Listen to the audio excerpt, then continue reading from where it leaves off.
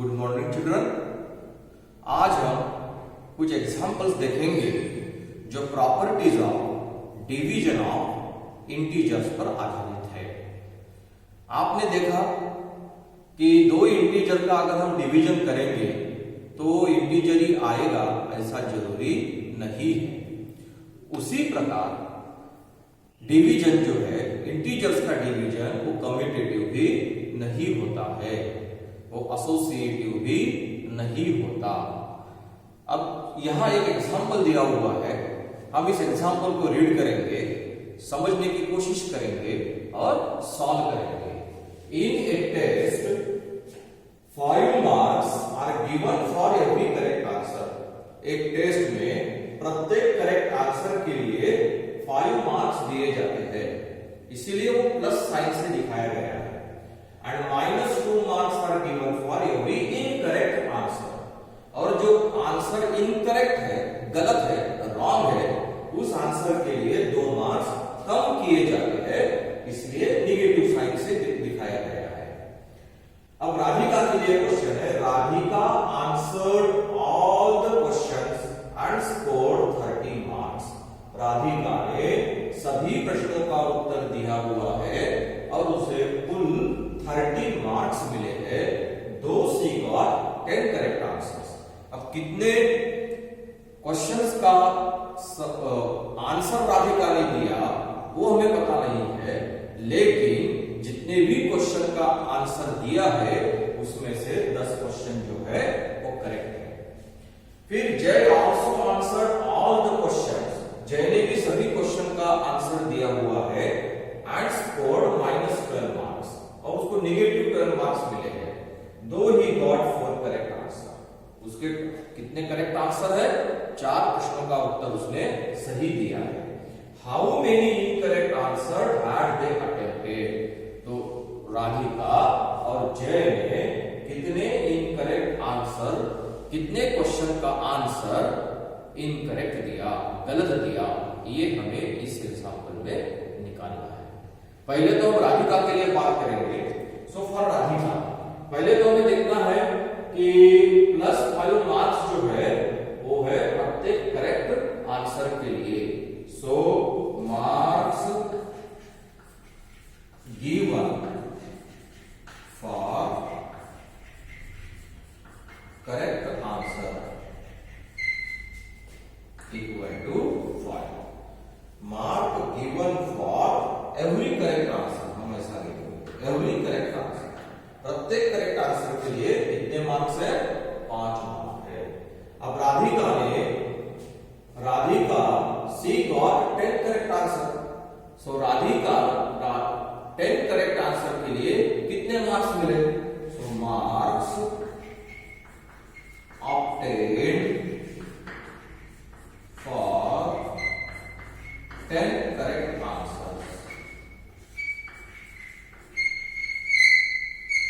10 correct answers. So 5 into 10 equal to 50. तो 10 correct answer के लिए कितने मार्क्स मिलने चाहिए? 50 मार्क्स मिलने चाहिए। Radhika obtained marks. Radhika obtained marks. Radhika को कितने मार्क्स मिले हैं? 30 मार्क्स। हमें दिया हुआ है कि Radhika answered all the questions and scored 30 marks. Radhika को 30 मार्क्स मिले हुए हैं और 10 करेक्ट आंसर के लिए 50 मार्क्स मिले हैं। फिर राधिका को कितने मार्क्स जो है उसके यहां गए हैं? सो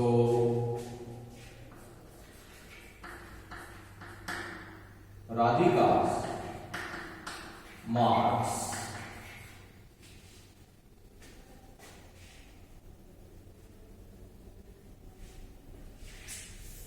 मार्क्स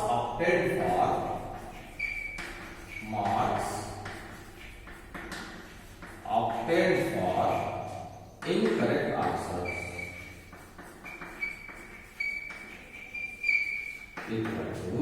इनकरेक्ट आंसर के लिए कितने मार्क्स मिले हैं?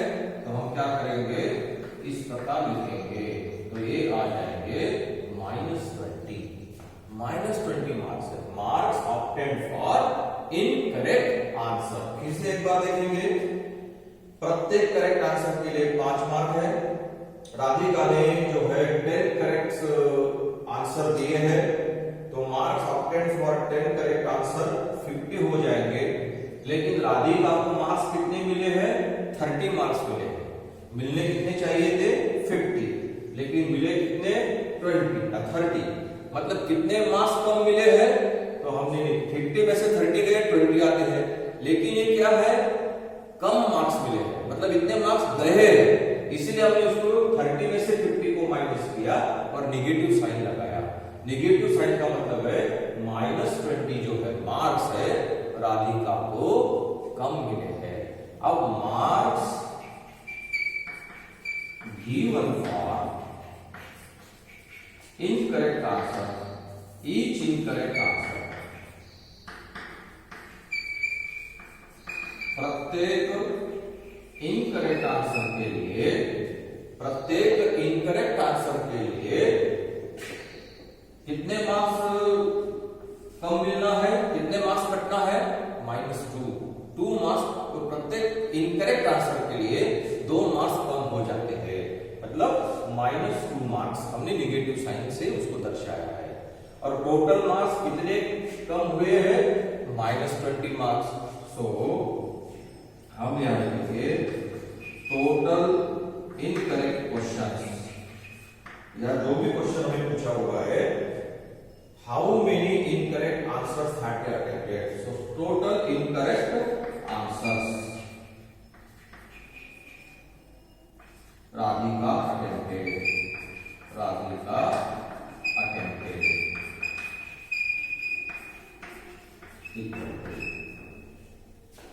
क्या होगा? तो यहां आएगा division, that is -20 divided by -2, that is -20 upon -2 equal to 10।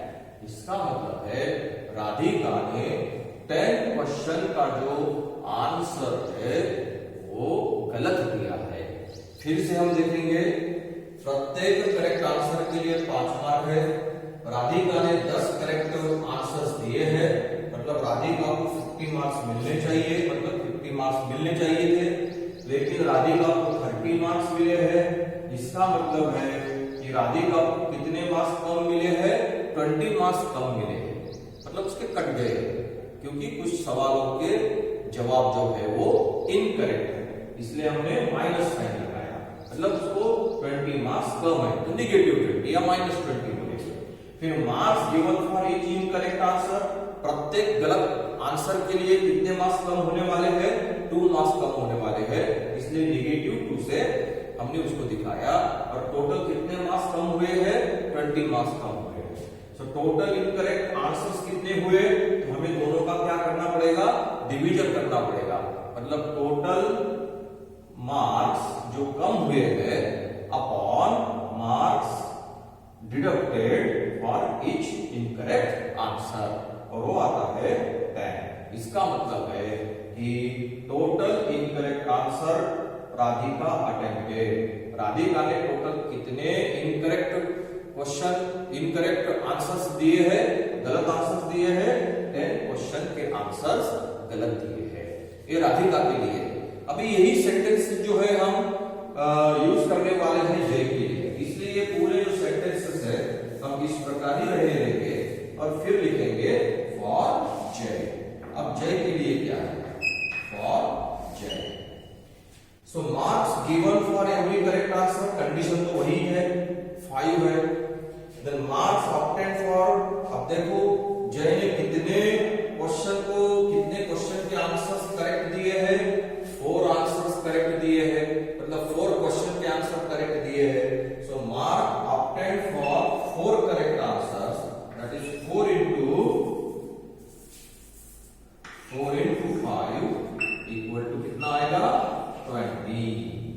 4 correct answer और प्रत्येक आंसर के लिए 5 मार्क्स, मतलब जय को कितना मार्क्स मिलना चाहिए था?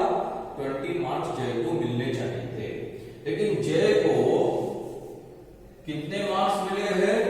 जय को मिले हैं -12 मार्क्स, मतलब 12 मार्क्स, -12 माइनस में गया है, 0 से भी कम हम बोल सकते हैं, मतलब जय को -12 इतने मार्क्स मिले हैं।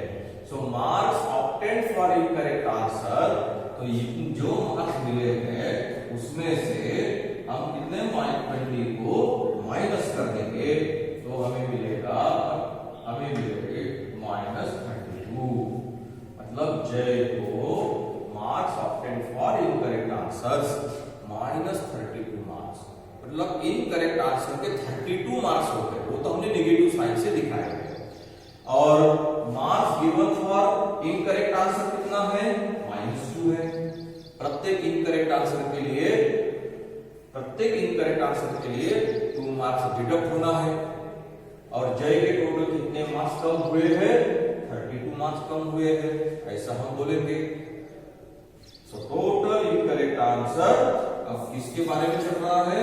जय के बारे में चल रहा है। सो टोटल इनकरेक्ट आंसर जय अटेम्प्टेड कितना हो जाएगा? -32 अपॉन -2 16। इसका मतलब है कि जय ने 16 क्वेश्चन के आंसर्स को गलत किया है, गलत उत्तर दिए हैं।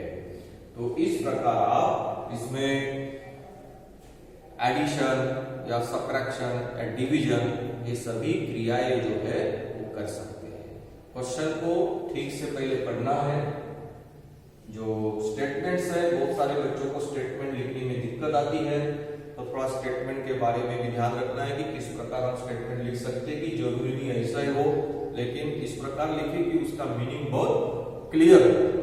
और इस प्रकार राधिका के लिए और जय के लिए इस क्वेश्चन को हमें सॉल्व करना है। मुझे आशा है कि आप कुछ बातें समझ चुके होंगे। अगर कोई समस्या है तो आपको पूछना है। Thank you students.